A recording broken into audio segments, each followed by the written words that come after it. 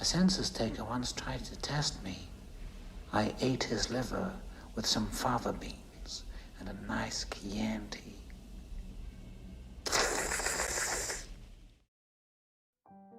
Hello and welcome back to Fact Me Up channel.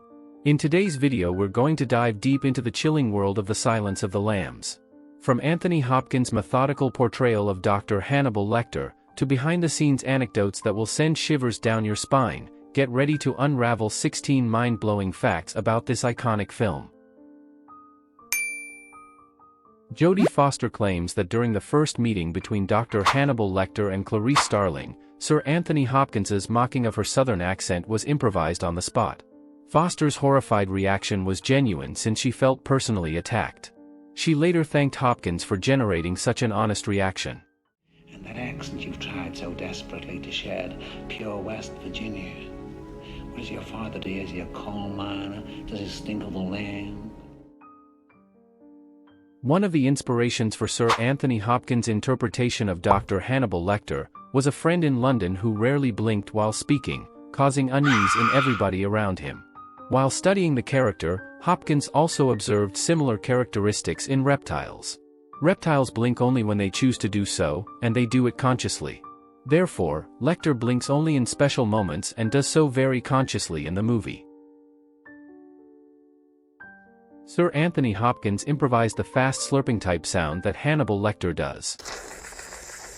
He did it spontaneously during filming of the scene, and everyone thought it was great, and suited Lecter's character.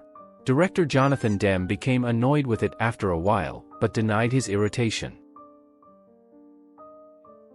Martha Stewart and Sir Anthony Hopkins dated briefly during the production of the movie.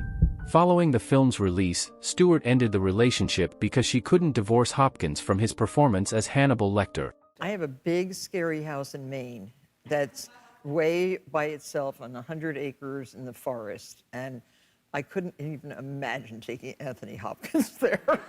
Yeah. I couldn't, because Yeah. all I could think of was him eating, you know. Right. Wait, did you date him? Yeah. And you stopped because of that? Yeah. The real-life FBI's Behavioral Science Unit assisted in the making of this movie.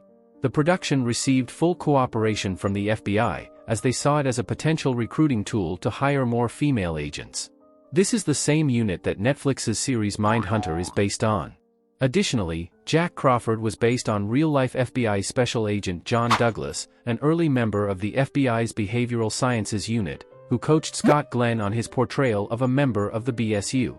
Douglas, still an active FBI special agent during production, was in the midst of tracking Gary Ridgway, the Green River Killer, who was believed to have killed more than 90 women in Washington between 1982 and 1998. Ridgway was arrested in 2001, and pleaded guilty to 48 counts of aggravated first-degree murder on November 5, 2003. Sir Anthony Hopkins viewed the film as a last-ditch effort to really break out in Hollywood. Although he had acted in movies and on television since the 1960s, he had not reached the A-list status, nor had he attained the prestige for which he had been hoping with his screen acting career. He went on to say that if the film hadn't garnered the career boost he was seeking, he would have then quit his acting career in Hollywood and focus all his efforts instead on the British stage. Ultimately, the film was a major critical and commercial success, instantly making him a household name. His performance in the film earned him his first Academy Award nomination for Best Actor, which he won, immediately launching him into the A-list status in Hollywood. During location scouting for the house in which the serial killer James Gumb was living, Ted Levine was amazed to discover that the house being considered was not only in the town where he grew up, but was literally next door to the house of his high school girlfriend. In the scene where Lecter was moved from Baltimore to Tennessee, the initial plan was to dress him in a yellow or orange jumpsuit. Sir Anthony Hopkins convinced director Jonathan Demme and costume designer Colleen Atwood that the character would seem more clinical and unsettling if he was dressed in pure white. Hopkins has since said he got the idea from his fear of dentists. When Ted Talley was writing the screenplay for this movie, he suggested Jodie Foster for the role of Clarice Starling. Foster had been lobbying hard for the part, but when Jonathan Demme was hired to direct, he wanted Michelle Pfeiffer instead. Pfeiffer turned it down because Orion Pictures wasn't willing to pay the $2 million for which she asked. Dem then agreed to meet Foster.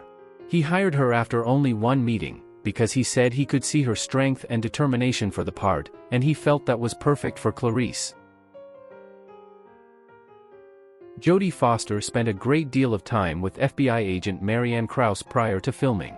Krauss gave Foster the idea of Clarice Starling standing by her car and crying. Krauss told Foster that at times, the work just became so overwhelming that it was a good way to get an emotional release. When Sir Anthony Hopkins' agent called him in London to tell him that he was sending him a script called The Silence of the Lambs, Hopkins immediately thought he might be going up for a children's movie. The idea to use glass in Lecter's Baltimore cell as opposed to traditional bars came from production designer Christy Z. The idea came about because director Jonathan Demme was unhappy shooting the Lecter scenes through bars, as he felt they negated the sense of intimacy between Lecter and Starling, which he was trying to achieve, thus a glass was used. In Thomas Harris's novel, Lecter's cell did have bars, but also a nylon net just behind them.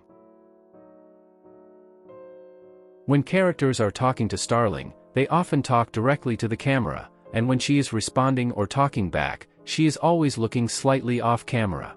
Director Jonathan Demme has explained that this was done so as the audience would directly experience her point of view, and not theirs. Hence encouraging the audience to more readily identify with her.